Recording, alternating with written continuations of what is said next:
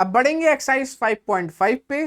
तो 5.5 पे बढ़े उससे पहले उस क्वेश्चन से रिलेटेड, एक्सरसाइज 5.5 के क्वेश्चन से रिलेटेड जो थ्योरम हमें एनसीईआरटी में दी गई है 5.5 से पहले, उसे कर लेते हैं। तो थ्योरम नंबर 8 कह रहा है कि ए बी और डी दो कॉर्ड्स हैं उस सर्कल के जिसका सेंटर क्या है, सी है। तो ए बी डी दो कॉर्ड्स हैं, ठीक है। इसके बाद इसने जो बोला वो चीज इंपॉर्टेंट है यहां पर समझना कि ए बी कॉर्ड की लंबाई बड़ी है डी कॉर्ड की लंबाई से। ए बी कॉर्ड की लंबाई बड़ी है डी कॉर्ड की लंबाई से। मुझे बताइए, अगर मैं एक सर्कल के अंदर दो कॉर्ड कुछ इस तरह बनाऊं कि ए बी कॉर्ड बड़ी हो डी कॉर्ड छोटी हो, ए बी कॉर्ड बड़ी हो और डी कॉर्ड छोटी हो, तो मुझे बताइए जब भी आप ए बी कॉर्ड ऐसी बनाओगे जो डी कॉर्ड से बड़ी होगी, तो आपको थोड़ा सा और ऊपर कर देता हूं, तो आपको एक चीज देखने को मिलेगा कि जो कॉर्ड बड़ी होती है वो सेंटर के करीब होती है। भाई अगर आप कॉर्ड बड़ी बनाना चाहते हो तो सेंटर के करीब जाना पड़ेगा। देखो और बड़ी कॉर्ड बन गई। और हमने पढ़ा था चैप्टर की शुरुआत में कि जो कॉर्ड सेंटर से पास होती है, जो कॉर्ड सेंटर से पास होती है वो सबसे लंबी होती है। जो कॉर्ड सेंटर से पास होती है वो सबसे लंबी होती है। इसका मतलब डायमीटर सबसे बड़ी कॉर्ड होती है। अच्छा, इस क्वेश्चन के संदर्भ में क्या है कि जितनी बड़ी कॉर्ड आपको बनानी होगी आप सेंटर के उतना पास जाओगे। ठीक है सर, समझ गए। तो अगर मैं कह रहा हूं कि ए बी कॉर्ड जो है वो डी कॉर्ड से बड़ा है, अगर मैं कह रहा हूं कि A B chord D chord से बड़ा है, तो इसका मतलब ए बी कॉर्ड सेंटर से करीब होगा और डी कॉर्ड सेंटर से दूर होगा। इसका मतलब यह है कि ये जो सेंटर से डिस्टेंस है ओ एम, पहली कॉर्ड का सेंटर से डिस्टेंस जो ओ एम है और दूसरी कॉर्ड का सेंटर से डिस्टेंस जो ओ एन है, ये बराबर तो नहीं होंगे क्योंकि ये कॉर्ड ऊपर है, सेंटर के करीब है, और ये कॉर्ड सेंटर से दूर है क्योंकि छोटी कॉर्ड है। तो जो कॉर्ड बड़ी होती है वो सेंटर के करीब होती है, जो कॉर्ड छोटी होती है वो सेंटर से दूर होती है। इसका मतलब ये जो ओ एम डिस्टेंस है ये छोटा होगा, ये जो ओ एम डिस्टेंस है ये छोटा होगा। किससे छोटा होगा? ओ एन से। यही चीज आपको इस थ्योरम में प्रूव करनी है कि अगर A B chord D chord से बड़ी है, अगर A B chord D chord से बड़ी है तो distance of C from A B, अच्छा डिस्टेंस सी था, distance of C from A B, distance of C from A B, C का ए बी से डिस्टेंस क्या है? सी एम है, और distance of C from D E C N है। तो ये हमसे बोल रहा है कि distance of C from A B मतलब सी एम लेस होगा distance of C from D के।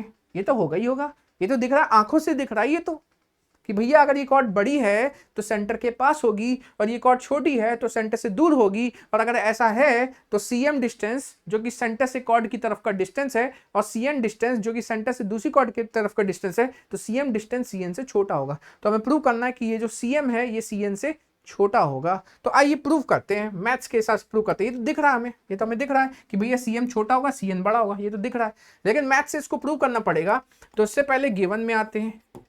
तो इन सर्कल विद सेंटर ओ, हमने एक ऐसा सर्कल लिया जिसका सेंटर ओ है और रेडियस आर है। हमें क्वेश्चन ने बताया है कि ये जो ए बी कॉर्ड है ये डी कॉर्ड से बड़ी है। क्वेश्चन ने बोला है कि भैया A B chord D chord से बड़ी है। ठीक है, ठीक है। तो ए बी कॉर्ड अगर डी कॉर्ड से बड़ी है तो हमें प्रूव करना है कि ए बी का डिस्टेंस सेंटर से मतलब सी एम छोटा है डीई का डिस्टेंस सेंटर से मतलब सी एन से। क्लियर हो रहा है आपको? सबको क्लियर हो रहा है कि नहीं हो रहा है? भैया ए बी कॉर्ड बड़ी है सी डी डी कॉर्ड से, तो ए बी कॉर्ड का सेंटर से डिस्टेंस सी एम बड़ा छोटा है किससे? सी एन से। जो कॉर्ड बड़ी होती है उसका सेंटर से डिस्टेंस कम होता है। ये चीज हमें प्रूव करना है। तो हमें प्रूव करना है कि सी एम छोटा है किससे? सी एन से। हम ये जानते हैं कि ये जो सी एम है अगर ये डिस्टेंस है सेंटर से अगर सीएम जो है ये डिस्टेंस है सेंटर से तो ये परपेंडिकुलर होगा, और सीएन अगर डिस्टेंस है सेंटर से तो ये कॉर्ड पे क्या होगा? परपेंडिकुलर होगा। और हमने पिछली एक्सरसाइज में पढ़ा था कि सेंटर से जब परपेंडिकुलर आता है कॉर्ड की तरफ तो कॉर्ड को बाइसेक्ट करता है। सेंटर से जब परपेंडिकुलर आता है कॉर्ड की तरफ तो कॉर्ड को बाइसेक्ट करता है, इसका मतलब जितना AM होगा उतना ही BM होगा, जितना AM होगा उतना ही क्या होगा, BM होगा। इसी प्रकार सेंटर से कॉर्ड की तरफ जो परपेंडिकुलर जाता है वो कॉर्ड को बाइसेक्ट करता है, तो जितना DN होगा उतना ही क्या होगा, NE होगा, जितना DN होगा उतना ही क्या होगा, NE होगा। ठीक है, तो यहां पर अपन लगाएंगे पाइथागोरस थ्योरम, हम लगाएंगे पाइथागोरस थ्योरम। तो हम OA को ज्वाइन कर लेते हैं और OD को ज्वाइन कर लेते हैं। ठीक है, तो सबसे पहले प्रूफ पढ़ाते। ठीक है, अब ढंग से सुनिएगा, ढंग से। हमें लगाना है पाइथागोरस थ्योरम, एक इस ट्रायंगल में और एक लगाना है इस ट्रायंगल में।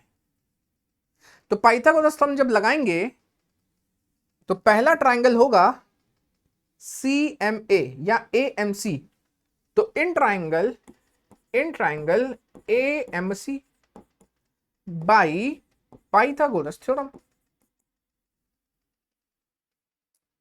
पाइथागोरस थ्योरम कहता है कि h² equal to P² plus B²।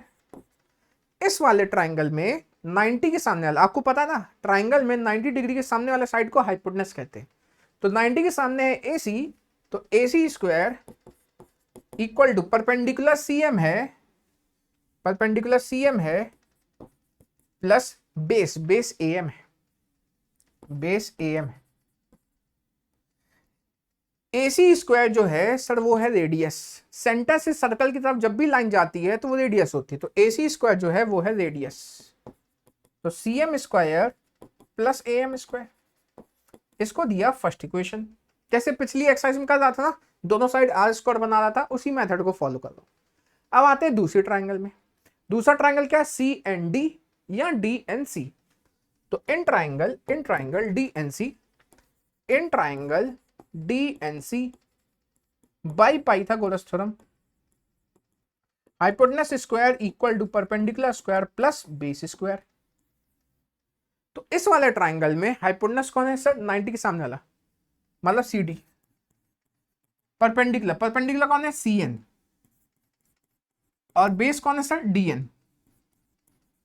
Sir फिर से CD रेडियस है, CD क्या है, रेडियस है, तो radius square CN² plus DN²।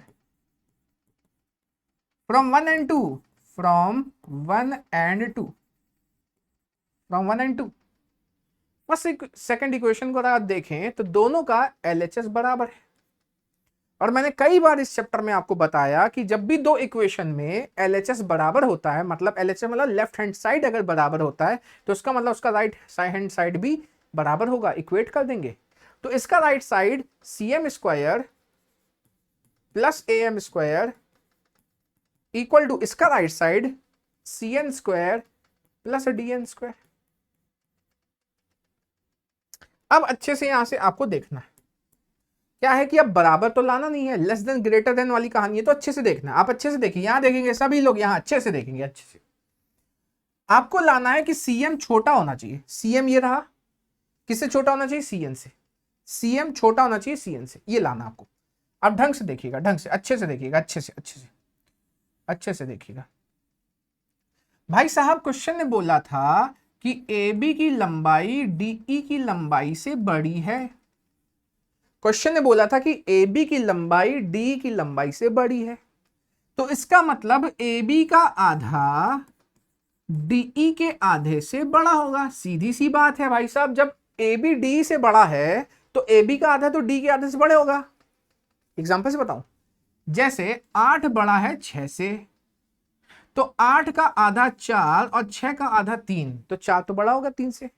तो अगर AB DE से बड़ा है तो AB का आधा भी DE से बड़ा होगा सर। अच्छा, AB का आधा कौन है सर, AM है, और DE का आधा कौन है सर, DN भी है, NE भी है, अपन DN ले रहे हैं। तो यहां से अपन को समझ में आया, जो अपन यहां पे इस्तेमाल करेंगे, ये साइड में लिख के बताना पड़ेगा आपको कि भैया AM जो है वो DN से बड़ा है, AM जो है वो DN से बड़ा है। अच्छा ढंग से सुनना, यहां बीच में क्या लगा है, इक्वल, मैथ समझिएगा, मैथ्स। AM DN से बड़ा है, मान लो AM 9 है, AM² 9 है और DN² 4 है, ऐसे मान लेता हूं। मान लिया अपन ने कि AM स्क्वायर 9 है और DN स्क्वायर 4 है। अब बीच में क्या लगा है? इक्वल। इक्वल ये कहता है कि भैया इसको जोड़ के जो आंसर आएगा और इसको जोड़ के जो आंसर आएगा, बीच में जोड़ने का साइन है ना, इसको जोड़ के जो आंसर आएगा, इसको जोड़ के जो आंसर आएगा वो क्या होना चाहिए? इक्वल होना चाहिए। तो भाई साहब अगर AM DN से बड़ा है, अगर AM DN से बड़ा है मतलब ये है 9 और ये है 4, हमको दोनों का सम बराबर रखना है। सुनना ढंग से, हमको दोनों का सम बराबर रखना है, दोनों का हमें सम बराबर रखना है, दोनों का सम। तो मैंने बोला सबसे पहले कि AM बड़ा DN से, तो AM लिया मैंने 9, DN लिया 4। अब मैंने बोला सम बराबर रखना है, तो मान लीजिए अगर मैं सम दोनों साइड 10 रखना चाहता हूं, सम कितना रखना चाहता हूं? 10, क्योंकि बीच में इक्वल है। तो अगर मुझे सम 10 रखना है तो भाई इसको 1 होना पड़ेगा, क्योंकि 1 + 9 क्या होगा? 10। और सर ये 4 है तो इसको कितना होना पड़ेगा? सर 6 होना पड़ेगा। CM 1 होना पड़ेगा क्योंकि मैं सम 10 चाहता हूं, और CN 6 होना पड़ेगा। सर क्यों क्यों क्यों भाई? मैंने क्या बोला? मैंने बोला AM बड़ा है DN से, तो AM अगर बड़ा है DN से तो मैंने ऐसे ही अपने से मान लिया कि AM मान लो 9 है और DN क्या है? 4 है। AM स्क्वायर 9 है, DN स्क्वायर क्या है? 4, क्योंकि AM बड़ा है ना DN से। लेकिन बीच में क्या लगा है सर? इक्वल लगा है। इसका मतलब दोनों का सम इक्वल होना चाहिए। तो भाई साहब मैंने बोला कि मैं सम 10 चाहता हूं, तो अगर सम 10 चाहता हूं तो इसको 1 होना पड़ेगा, और यहां अगर सम 10 चाहता हूं तो ये 4 है तो इसको 6 होना पड़ेगा। तो मैंने एक चीज देखी कि अगर मैं सम इक्वल चाहता हूं और AM बड़ा रखता हूं DN से, तो अपने आप CM को छोटा रखना पड़ता है CN से। और मेरे को तो यही मैथ चाहिए, CM छोटा ही चाहिए CN से। तो मैं बोलूंगा कि क्योंकि सिंस AM बड़ा है DN से, तो इंप्लाइज अगर AM DN से बड़ा है, सम को बराबर रखने के लिए हमने नोटिस किया कि CM तो CN से छोटा ही रखना पड़ेगा, CM तो CN से छोटा ही रखना पड़ेगा। पॉज करके लिख लीजिए।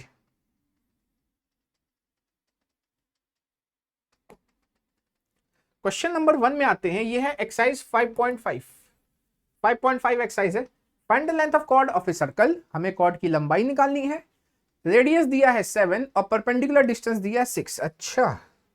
अच्छा, तो एक सर्कल है जिसमें हमें चाहिए कॉर्ड की लंबाई, मतलब AB कॉर्ड की लंबाई चाहिए, हमें AB कॉर्ड की लंबाई चाहिए, और बोला रेडियस 7 है, रेडियस 7 है, रेडियस 7 है। रेडियस मतलब होता है सर OA, तो ये 7 है, रेडियस OA होता है। और बोल रहा है sir perpendicular distance, perpendicular distance बोला तो ये परपेंडिकुलर हो गया, और सेंटर से परपेंडिकुलर डिस्टेंस, सेंटर से परपेंडिकुलर डिस्टेंस O से M, परपेंडिकुलर डिस्टेंस सेंटर से कॉर्ड की तरफ कितना है? 6 है सर। परपेंडिकुलर डिस्टेंस सेंटर से कॉर्ड की तरफ कितना है? 6 है। तो हमें कॉर्ड की क्या निकालनी है? लंबाई निकालनी है। तो भैया एक काम तो हम तुरंत कर सकते हैं, इस ट्रायंगल में पाइथागोरस थ्योरम लगा सकते हैं, इस ट्रायंगल में पाइथागोरस थ्योरम लगा सकते हैं, और जैसे ही पाइथागोरस थ्योरम लगाएंगे तो AM आ जाएगा, और AM आ जाएगा तो डबल कर देंगे तो AB आ जाएगा। आसान सा क्वेश्चन था। तो हम क्या करेंगे? पाइथागोरस थ्योरम लगाएंगे किसमें? OMA में। Find the length of chord, chord की लेंथ निकालनी है, रेडियस 7 है और डिस्टेंस सेंटर से कॉर्ड की तरफ 6 है। ठीक है, तो in triangle OMA by Pythagoras theorem, तो hypotenuse square equal to perpendicular square plus base square.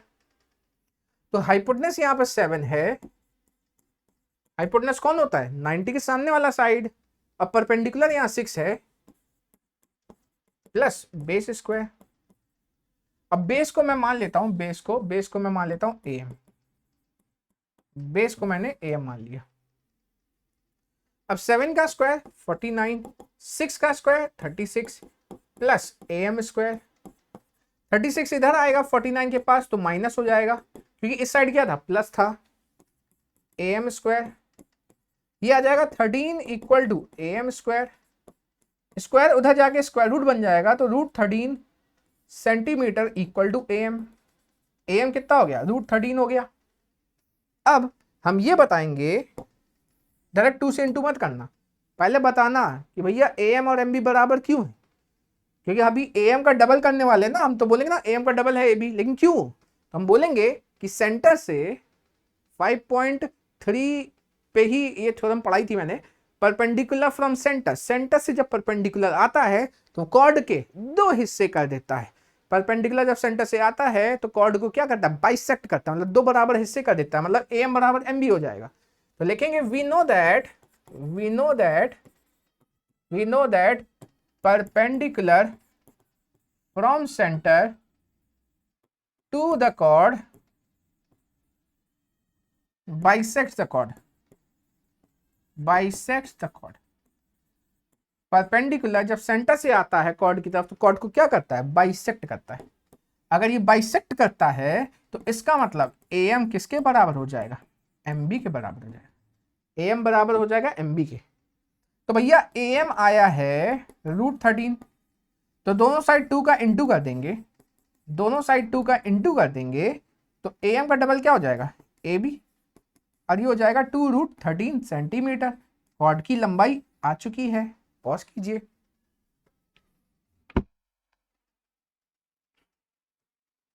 Next question में आते हैं।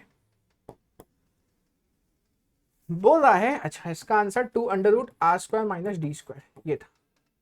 बोल रहा है explain why the following statement is true. अच्छा, if the perpendicular distance of chord, ढंग से पढ़िएगा, perpendicular distance of chord from centre is d। अच्छा, कॉर्ड का सेंटर से डिस्टेंस d है, ठीक है। कॉर्ड का ये हो गई कॉर्ड AB, इसका सेंटर से डिस्टेंस, मतलब OM, ये डिस्टेंस d है, सेंटर से डिस्टेंस d है। क्वेश्चन ने लिखा परपेंडिकुलर डिस्टेंस, क्वेश्चन ने लिखा, बोल रहा है if the perpendicular distance of chord का सेंटर से परपेंडिकुलर डिस्टेंस d है और रेडियस r है,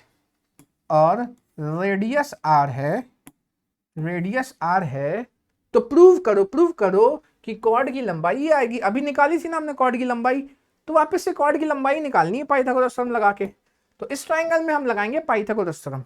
तो सबसे पहले AM निकाल लेंगे और फिर जैसे पिछले क्वेश्चन किया AM का डबल AB। तो in triangle OMA by Pythagoras theorem, hypotenuse square equal to perpendicular square plus base square. 90 के सामने वाला होता है हाइपोटेनस, तो r² इक्वल टू परपेंडिकुलर कितना है d, तो d² प्लस बेस क्या है AM², बेस है यहां पर AM², तो d² इधर जाएगा तो r² - d² equal to AM², square इधर जाके रूट लगेगा तो r² - d² equal to AM। तो फिर से AM आ गया। अब फिर से वही कहानी लिखनी पड़ेगी कि सेंटर से जब परपेंडिकुलर आता है कॉर्ड की तरफ तो कॉर्ड को क्या करता है, बाइसेक्ट करता है। इसका मतलब AM किसके बराबर होगा, MB के, और अगर AM MB के बराबर होगा तो M क्या हो जाएगा, AB का मिड पॉइंट हो जाएगा, और अगर M AB का मिड पॉइंट है तो AM का डबल करने से पक्का है कि AB ही मिलेगा। तो वापस से वही कहानी लिखेंगे, वी नो दैट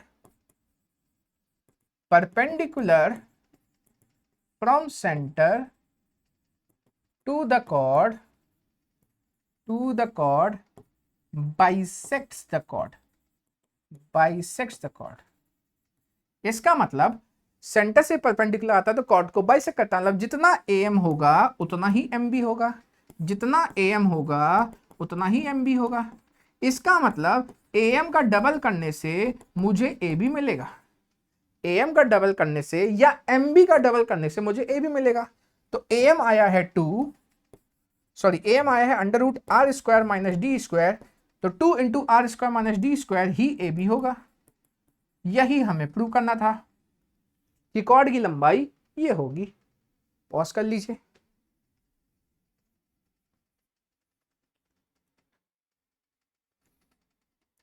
आइए अगले क्वेश्चन में आ जाते हैं। लिखा है in a circle the distance of chord AB का डिस्टेंस सेंटर से डबल है, किससे, CD का सेंटर से डिस्टेंस। ढंग से सुनना, इसने बोला कि AB कॉर्ड का सेंटर से डिस्टेंस डबल है, किसके कंपैरिजन में, CD कॉर्ड के। तो AB कॉर्ड का सेंटर से डिस्टेंस, ढंग से समझिएगा एकदम, नहीं तो याद करोगे, ये सब याद नहीं करना। मैथ्स कभी याद नहीं की जाती, मैथ्स को समझा जाता है, फील किया जाता है, मैथ्स को कभी याद नहीं करना है। क्वेश्चन देखो हिंदी क्या बोल रहा है, क्वेश्चन बोल रहा है कि कॉर्ड में एक सर्कल में एक ए बी कॉर्ड है जिसका सेंटर से डिस्टेंस डबल है। किससे? सी डी कॉर्ड के सेंटर से डिस्टेंस पे। इसका मतलब सी डी कॉर्ड का सेंटर से डिस्टेंस छोटा है और ए बी कॉर्ड का सेंटर से डिस्टेंस डबल है, मतलब ए बी कॉर्ड का सेंटर से डिस्टेंस ज़्यादा है। तो हमने ये पढ़ा था कि जो कॉर्ड बड़ी होती है वो सेंटर के करीब होती है, क्योंकि सी डी कॉर्ड का सेंटर से डिस्टेंस छोटा है तो सी डी कॉर्ड सेंटर के करीब होगी और ए बी कॉर्ड सेंटर से दूर होगी। अच्छा अच्छा अच्छा अच्छा अच्छा, ये हो गया सर्कल, ये हो गई A B chord, A B chord, और ये हो गया C D chord, C D C D C D C D, ये हो गया सी डी कॉर्ड। बीच में लगाया सेंटर। अब इसने बोला कि भैया सी डी कॉर्ड, पहले मैं एक काम करता हूं, नाम लिख देता हूं, ये हो गया ओ, सेंटर सी तो नहीं दिया, नहीं दिया सर, ठीक है, और यहां लगा देता हूं एम, एम। अब भाई साहब ये कह रहे हैं कि ए बी कॉर्ड का जो सेंटर से डिस्टेंस है, ए बी कॉर्ड का जो सेंटर से डिस्टेंस है वो डबल है सी डी कॉर्ड का जो सेंटर से डिस्टेंस है। फिर से स्टेटमेंट पढ़ लें। बोल रहा है distance of chord A B from centre, distance of chord A B from centre is double distance of another chord C D from centre, distance of another chord C D from centre. इसका मतलब ये भाई साहब ये कहना चाहते हैं कि अगर सी डी कॉर्ड का सेंटर से डिस्टेंस डी है, अगर सी डी कॉर्ड का डिस्टेंस सेंटर से डी है तो भैया ए बी कॉर्ड का सेंटर से डिस्टेंस डबल, मतलब 2D हो जाएगा, ऐसा कहना चाह रहे हैं। ठीक है सर, तो क्या क्या क्या C D chord A B का डबल होगा? Sir C D chord A B से बड़ा तो दिख रहा है, C D chord A B से बड़ा तो दिख रहा है, लेकिन भाई साहब ये बोल रहे हैं क्या सी डी डबल होगा ए बी के? तो डबल तो नहीं दिख रहा, लेकिन हमें तो प्रूव करके बताना है कि भैया सी डी कॉर्ड क्या डबल होगा। उसने बोला नहीं कि सी डी डबल ही होगा, उसने ये बोला है then can we conclude, question mark लगा है, क्या हम ये बोल सकते हैं कि सी डी ए बी का डबल होगा? कब कब कब? जब ए बी का सेंटर से डिस्टेंस डबल हो, किसका? सी डी का सेंटर से डिस्टेंस के। अब डिस्टेंस किसका कम है? सी डी का, तो सेंटर के करीब ही होगा। ये तो मैं थ्योरम कराया ना मैंने आपको एक्सरसाइज से पहले, इसलिए बोल रहा हूँ थ्योरम देखना इंपॉर्टेंट है। सीधे एक्सरसाइज पे घुस जाना अपराध है, मैथ्स और ज्योमेट्री में सीधे एक्सरसाइज में जाना अपराध है, बता रहा हूँ। इसीलिए थ्योरम बहुत इंपॉर्टेंट रहता है। मैंने वहां क्लियर बताया था कि जो कॉर्ड बड़ा रहता है वो यही सेंटर के पास रहता है। तो ठीक है, जान दीजिए। हमें ये बोल रहा है कि भैया अगर ए बी कॉर्ड का सेंटर से डिस्टेंस डबल है सी डी कॉर्ड का सेंटर से डिस्टेंस से, तो क्या सी डी कॉर्ड की लंबाई ए बी के डबल होगी? तो सी डी बड़ा तो दिख रहा है, लेकिन क्या वो डबल होगा? आइए चेक करते हैं। सबसे पहले हमेशा की तरह हम या तो पाइथागोरस थ्योरम लगाएंगे, पाइथागोरस थ्योरम लगाएं उससे पहले अपन एक काम कर सकते हैं, इन दोनों को जोड़ देते हैं। ये हो गया रेडियस, ये भी क्या हो जाएगा? रेडियस। अभी हमने एक काम किया था, हमने कॉर्ड की लंबाई निकाली थी। क्या निकाली थी? कॉर्ड की लंबाई याद है? 2√r² - d², कॉर्ड की लंबाई। तो यहां पर भी डायरेक्ट फॉर्मूला लगा सकते हो, कि कॉर्ड की लंबाई कैसे आती है? 2√r² - d²। तो सबसे पहले हम कॉर्ड ए बी की लंबाई निकालेंगे। कॉर्ड यहां पहले कॉर्ड सी डी निकाल लूं क्योंकि इधर सी डी है, ठीक है। Length of chord C D, यहाँ चलो ए बी निकाल लेता हूँ, ठीक है, वो ज़्यादा आपको आसान लगेगा, या सी डी निकाल लेता हूँ, डी है। चलो chord C D, length of chord C D. तो length of chord C D का फॉर्मूला हो जाएगा 2√r² - डी क्या था? Distance from centre. डी क्या था? Distance from centre. तो डिस्टेंस फ्रॉम सेंटर क्या है? डी है, इसको रख दिया मैंने। अब निकालेंगे length of chord A B, length of chord A B, वही फॉर्मूला लगाएंगे जो हमने पिछले क्वेश्चन में आया था, length of chord A B. तो क्या फॉर्मूला होगा बताइए? 2√r², रेडियस तो सेम है, लेकिन अब की बार जो फॉर्मूले में ये डी होता है ना, डी क्या होता है sir? Distance from centre. D क्या होता है? Distance from centre. तो पिछली बार जब मैंने CD पे लगाया था तो डिस्टेंस फ्रॉम सेंटर D था, लेकिन अब मैं AB के लिए लगाऊंगा तो डिस्टेंस फ्रॉम सेंटर क्या आएगा, 2D आएगा।